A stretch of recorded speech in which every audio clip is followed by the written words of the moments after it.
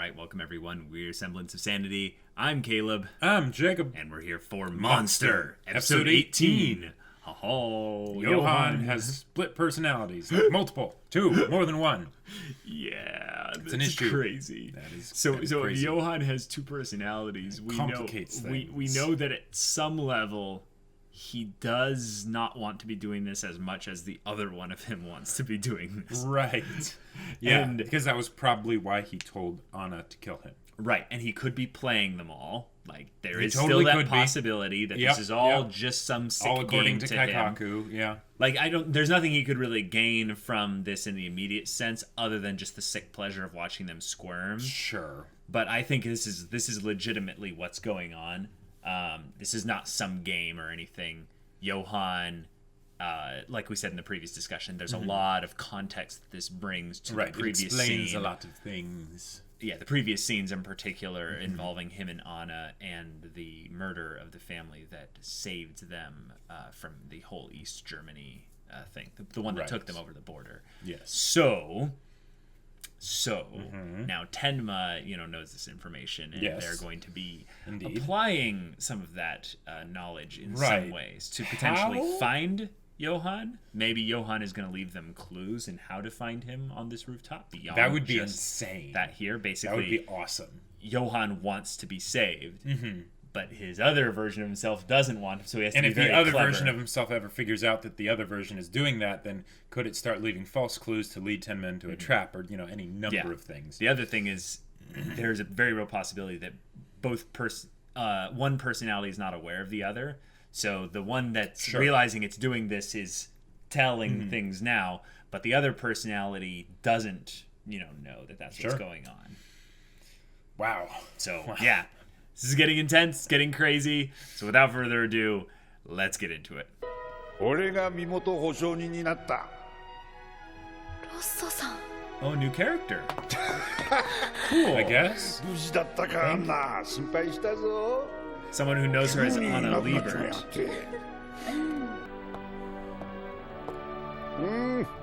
やっぱりそういう服の方がいい。あんな格好は似合わない。さあさあ、腹減ったろ。飯食え、飯。 This is like a long lost uncle or something. Rosso-san, 食事は。俺は済ませてきた。 Oh, you're suspicious? Anytime that there's happy stuff happening, I'm either suspicious that it's going to end badly or suspicious that it's a facade. Oh, I think this is all... Oh, the 5th spoonful of sugar. Oh, yeah. 甘くなきゃコーヒーなんてうまくない。 Sweet coffee is kind of pushing it, and I'm not even a coffee drinker, so...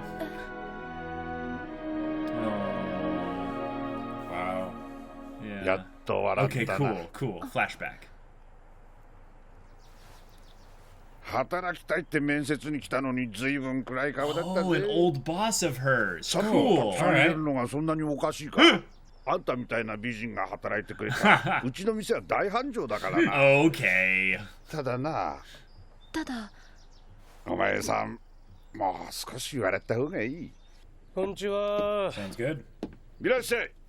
いらっしゃいませ。腹減った。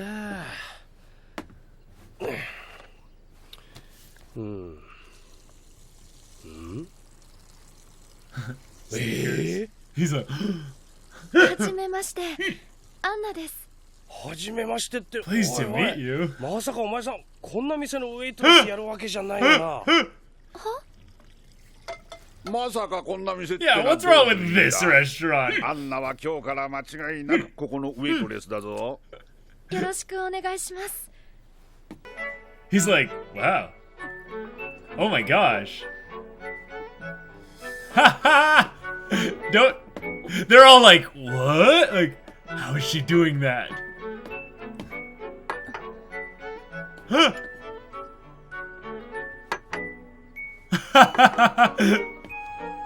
She's so adorable. I love it. He's like jealous. He's like, my restaurant's gonna be doing wonderfully now. Yeah. Anna, carbonara 頼むよ。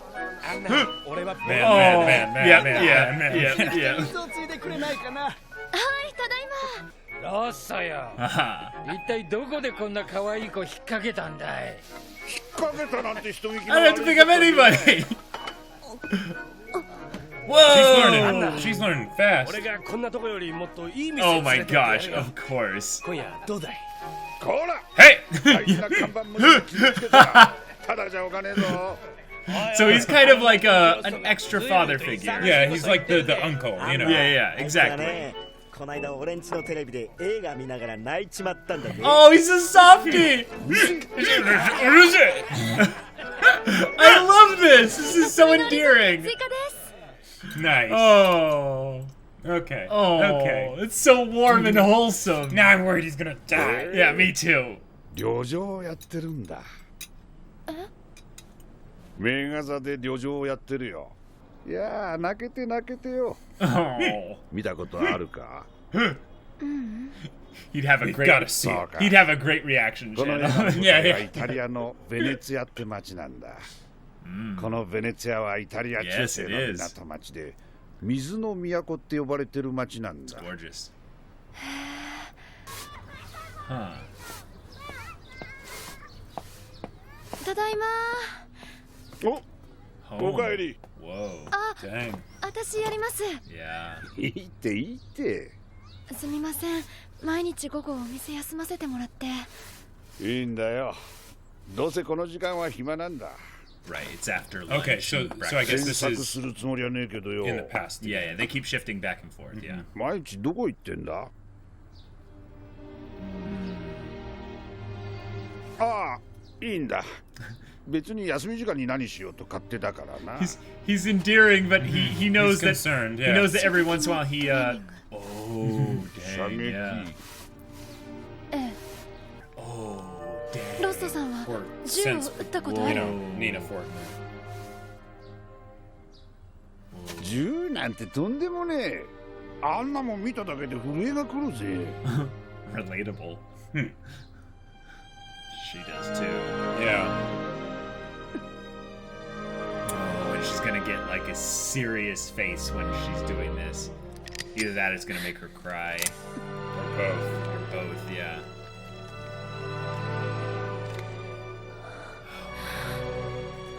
Oh boy.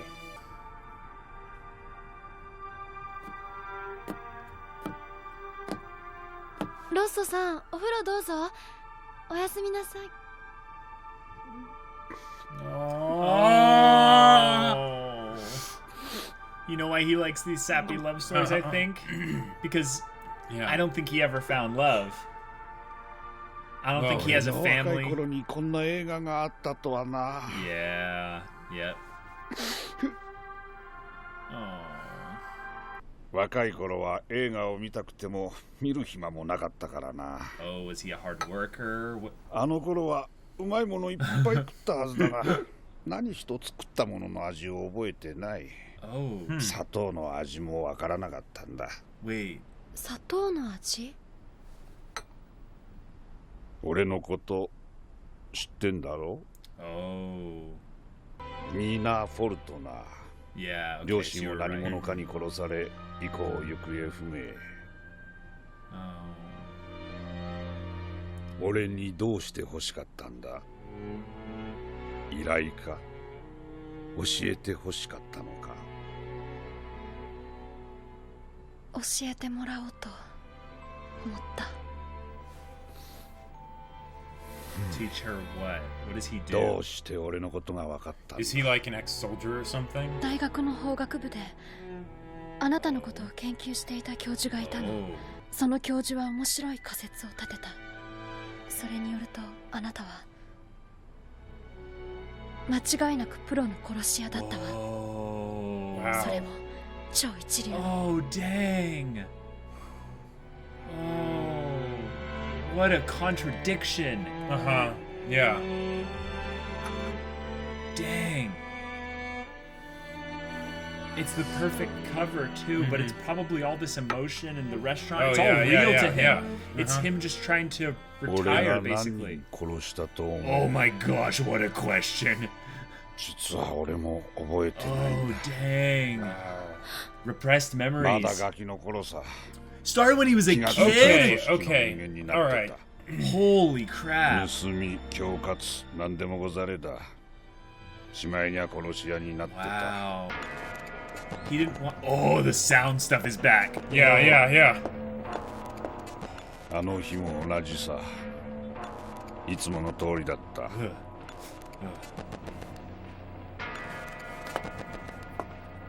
Is he packing or? Oh, the gun's stashed here. Yep. Oh my god. Holy crap. Okay. Wow. 真っ昼間のカフェだった Jeez. 一杯二杯三杯四 Wow. 杯その5杯目の砂糖を入れたところで俺がいつも飲んでるコーヒーの味が口の中に広がったんだ So was that a message 誰 communicating かさんは that, それをうまそうに飲みやがった like he's someone like you, or was it just a luck, coincidental thing that? Right. Or did that make him start putting 5それで俺 spoonfuls は of 銃 sugar? を下ろした Or no, His I think coffee that was after. how he did his coffee before that, and he's Right. like, "Holy crap, someone that's basically me. That そん could な be もん me." だ And he didn't do it そんなも anymore. んで俺は人を Yep. 殺せなくなった Holy crap! Wow. Wow! Whoa.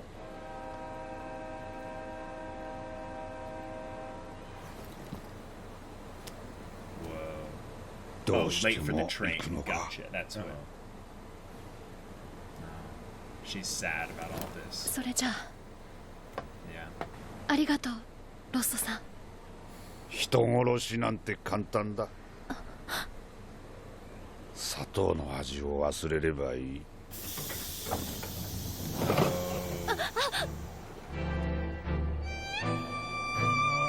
Oh, yeah. It's like those movies are basically his way of remembering that life used to be sweeter. Life could be Or sweeter. that life can be sweeter. Yeah. Yeah. Okay. Wow. That's. My eyes are hot for a hitman. Like, my eyes are like boiling, like right Yeah. behind the background here. Yep. Jeez.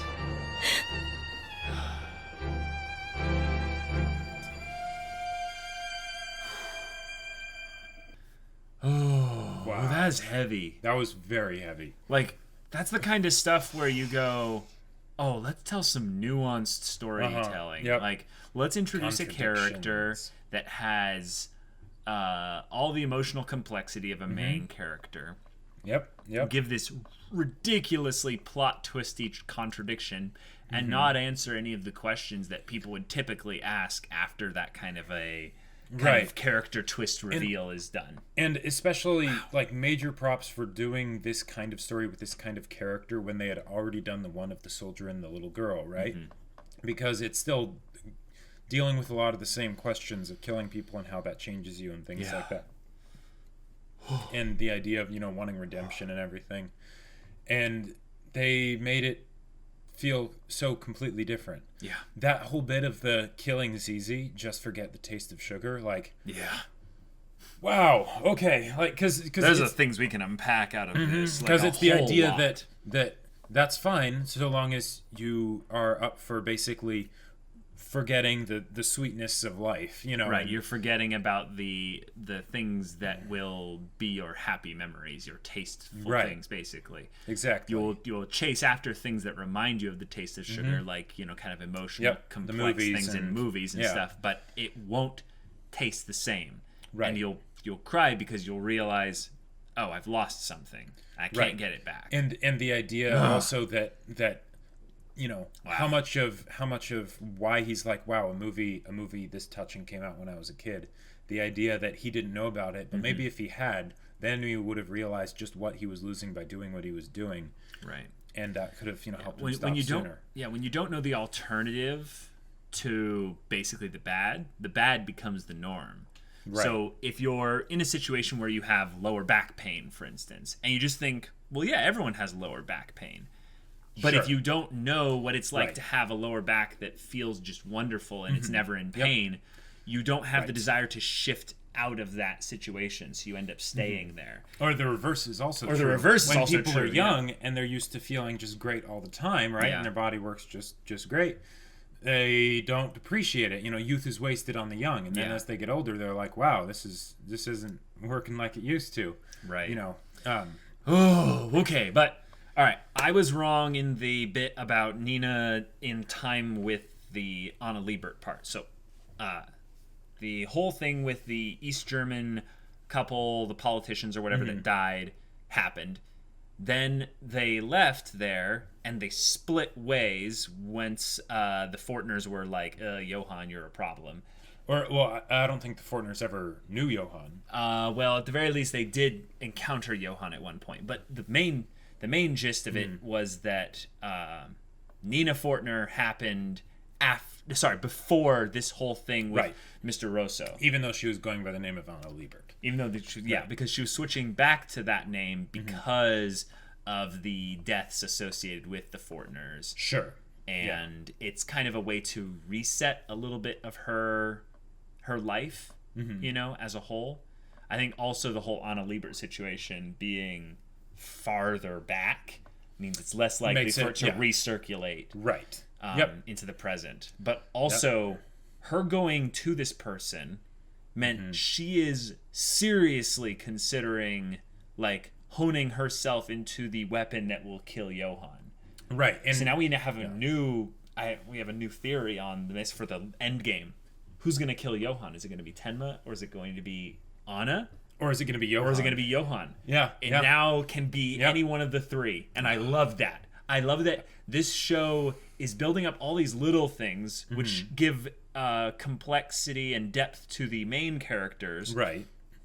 But the side characters are given the attention deserving of main characters. Right. Like what show does that? Thank you. And we know that these side characters aren't necessarily going to show up ever again. No, they're episodic characters. They could. But that's the thing. Because they're given enough depth, I almost assume, unless they're dead, they will come back into the story at some point. We hope so, because we want to see them again. We want to see them again. And the fact that Monster is able to consistently make us care about these characters in such a short amount of time. Because here's the thing. Here's the thing, right? Doing it in one episode, 20 minutes, that is not a lot of time. Even less when you have to tie them into the main story in some way, right? True. Yeah. And it is even harder to do it consistently. Right. It's easy to hit it 1 out of every 10. Right, exactly. Like, for that first episode where you're like, okay, I'm just going to get this all perfect to set up the main story or like something Lung, like that. for instance.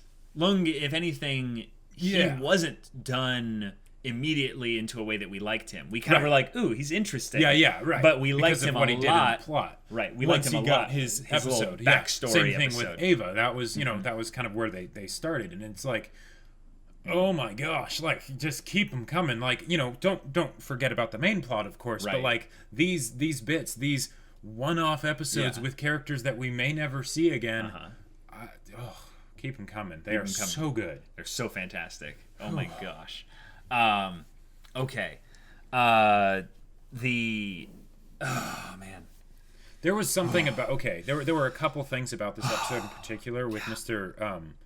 Rosso with Mr. Rosso that hit home. One, the fact that it was a restaurant, right? Because sure. I've worked a little bit in a restaurant, but even before then, it's like the customer service where it's, you know, the food service type industry, you know, stuff, and especially in those like small town kind of things where everyone knows everybody's name and all that stuff. Yep, same. That hit hard, but then also the idea that this guy goes and watches those sappy movies where he balls his eyes out, because I totally don't do that. And then it's like, oh, but no, what's the reasoning behind it? He was a hitman, and this is how he still feels like there's some part of him that's human. It's like, wow, okay, all right. Why don't we just cut out my heart right now and go? I didn't need to cry. Stomp it on the ground. Cry. Like his character is one that, kind of showed another aspect, because the whole thing with the monster inside all of us is that some people are able to by almost sheer luck, just be free of the monster all of a sudden. The effects of having lived with the monster and having fed the monster and having done all these things is still there. He can't remember the taste of, sugar or what it used to be. Or anything that he ate. When he was able to get all that nice food with the money he got from his work. You know why he does a restaurant now? It's because he gets to eat tons of nice food. Yeah. Yep. Well, and also he gets to give other people nice food. He gets to watch the reactions of other people eating nice food. Yeah. I tell you guys, one of the most incredible things about connection, anytime you're interacting with another person, is you get to, on some level, because you're a human being, most human beings have some level of empathy, is that you can feel a little bit vicariously through the human beings that you have connection with. Sure. So you're basically like, oh, I'm watching someone else eat. You see the joy come to their face. You see them, kind of react and stuff like that. You go, right, and you can't help but smile. You can't help but smile. You feel something like that, especially if you're the one that made the food. It's even better. Yeah. So this guy went through all these things that numbed him, that turned him into somewhat of a psychopath in a lot of ways. Because he was able to kill so many to the point where he just forgot. Right. Well, and of course that would happen, because humans adapt, right, with whatever environment they're placed in. So being in an environment like that for so long, you'll adapt. He did that to survive, essentially. Right. Yeah, and because otherwise his own internal being would have ripped itself apart for killing so many people. And starting getting into it as a kid. Oh my gosh. And when he says kid, I don't think 19 years old. I think 12 or 13 Dieter. Yeah, exactly. Right. Like a kid. And here's one of the other things. When she made the pasta, he asked her, "What do you taste in there?" Right. One, there's a lot of ways to even though this is a small, tiny little detail, to dissect. There's a lot of different ways this could be dissected. One, he asked her to taste it. Right. He didn't taste it himself. Can he still? Would he still be able to taste it? Or has the taste of food almost been lost on him? I think in some level he can taste food. But he wants to know what it's like for someone else to taste. Exactly. Food, So there's lots of good stuff there, and it's the idea that he's asking her to taste it. So and because he knew she was going to the shooting range, right? And the fact that she was going there all the time probably wasn't for no reason, right? She probably had a specific purpose with going there, and I would even posit that when he asked her where she was going, maybe he already knew. He just wanted to know why, maybe. And I think that he wanted to hear it from her. Right. He didn't necessarily ever figure out why. But at the very end, he has at least maybe an idea because she wants to kill somebody. Yeah, well, she wants to kill somebody because the Fortners, for instance, were killed. Exactly. So at the very least, she's killing someone out of revenge, for instance. Yeah. So I think he might have, if anything, made the hard choice of I can't help you. I will tell you how to set your mind in a way to where you can be ready to kill someone. But I think he also knows in some other ways that vengeance is very different from contract killing. There's emotion involved there. There's messes that can be involved there. And I think he's also thinking about, if I want to survive this whole thing, I can't.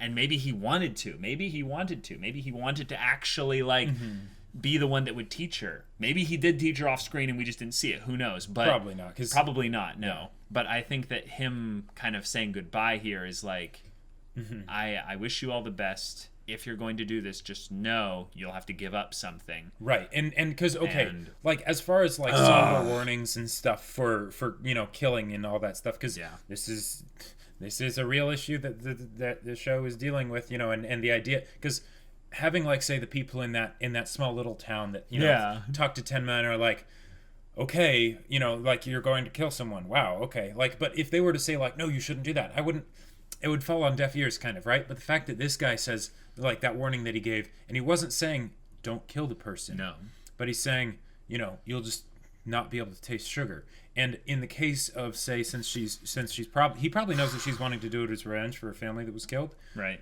So will that mean that in the same way that he wasn't able to taste the food that he had all those times, she wouldn't, all the happy memories with her family, the family that she had, the family that was taken from her, would suddenly become I don't think it's that literal. I think it's that because he was killing over and over and over again, it just numbed his soul. It numbed his being. She's only going to kill one person. So if anything, it's going to violate a part of her. So she'll forget that part of herself that ended up getting violated, essentially. Okay. And it's not that this is some literal mechanic or anything. No. But he's saying this is what happened for me. Yes, he's giving her a warning specifically because he knows that some semblance of this will happen to her. Right. The fact that this is also an Anna backstory episode, just all of a sudden, was very clever. And like it was placed well. Almost a little bit of a shock because it was suddenly happening. We're like, oh, new character. Oh, we're in the past. Oh, whoa. Right. And this is something that I think Monster deftly walks the line of. I think that it's not actually as well placed as it could have been. Okay. I think that the placement is done so because of the context of things we're learning.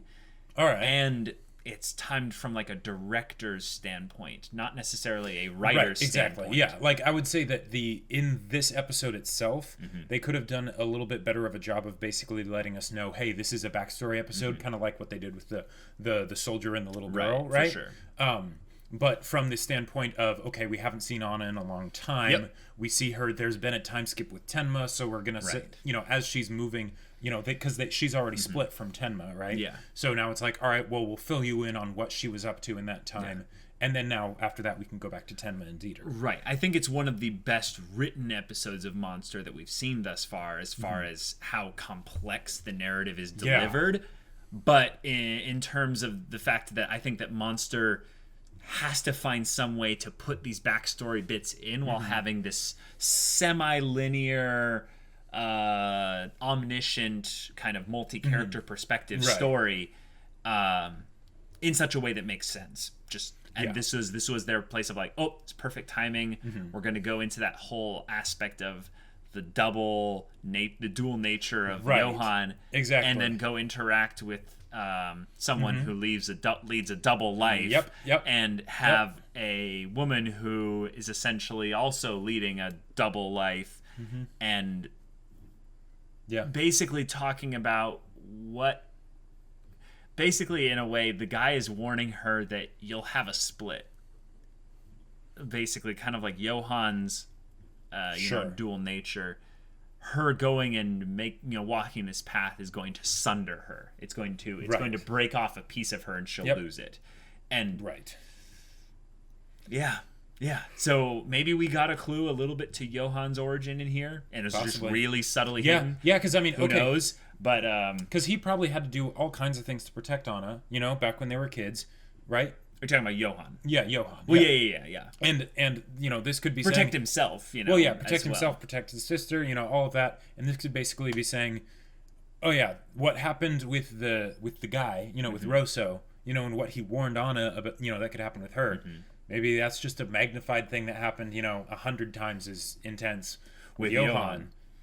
Yeah, it fits, it works. It's it's not necessarily something that we were overtly told, so it's kind of it's kind of us reading into it a bit, but I like it, so who knows, we'll see once we get to see Johan actually again, and the first time since a long time.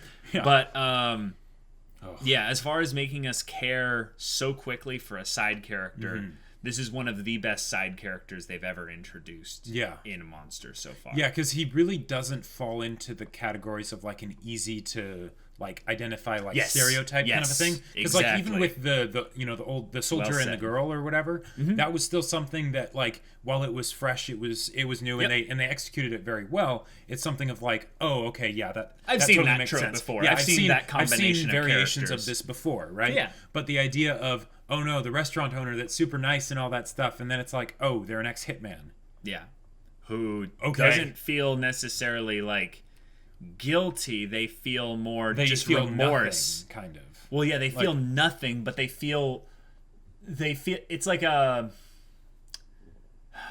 how do I say this? It's like they know that they've lost something, right? And they're sad that they've lost something. Exactly. They're not sad about that hole. Right. They're trying to fill that hole with something warm and wholesome and wonderful. Right. And in some ways, Anna was that kind of was an essence of that a little bit.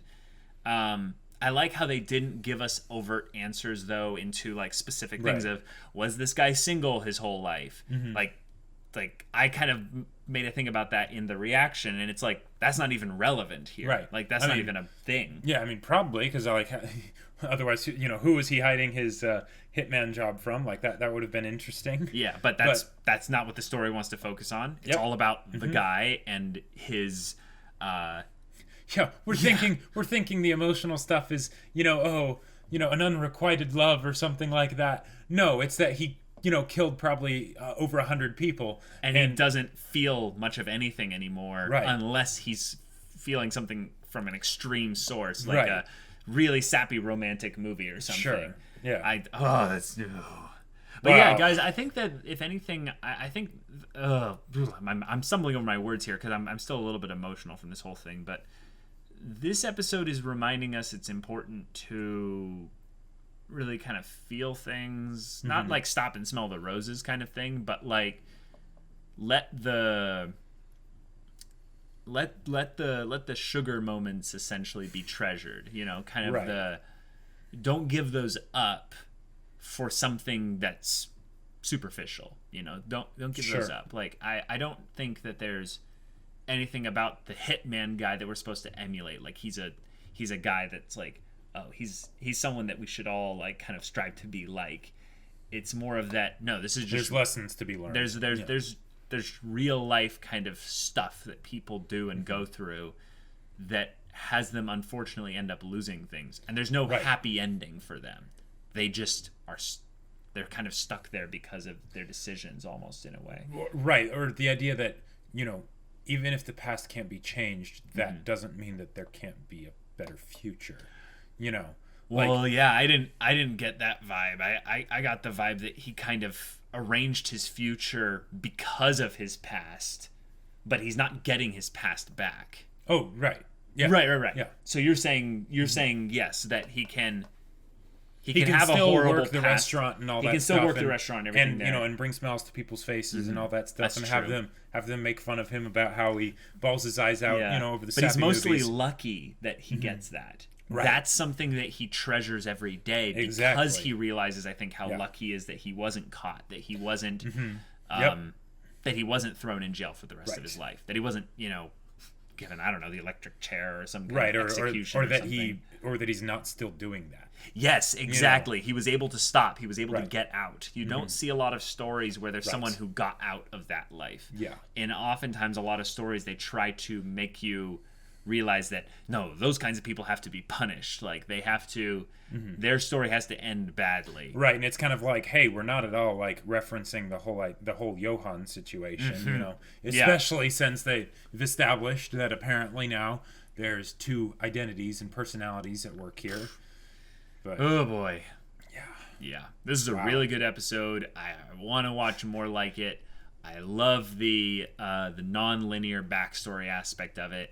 I think it was a little bit jolting. Yeah, but that's like literally my only critique about this. And I feel like I haven't critiqued any monster episodes because they're all just good. But this was a great monster episode. And that is just like the one like nitpick thing that we could see that we would have, like, in an ideal world, would have liked to be a bit better, but. Fantastic episode. Oh, one of the best. One of the best. So guys, if you want to see the next episode's reaction, go check out the link in the description below for our Patreon. You can get an early access there. You can watch full-length reactions there on Patreon. And all this comes with Discord access, so you can chat with us about anything really there. Right. And we'll see you there.